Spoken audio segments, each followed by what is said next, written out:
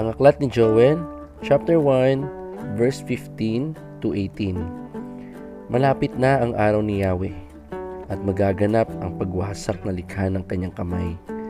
Kalagim-lagim ang araw na iyon.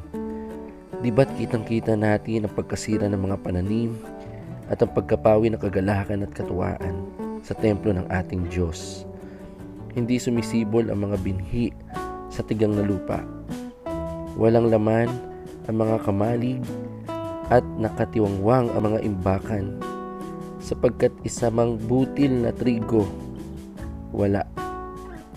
Nag-uunahan ang mga hayop, pagalagala ang mga baka, sapagkat wala silang mapuntahang pastulan. Nagkakamatay rin ang mga kawan ng tupa.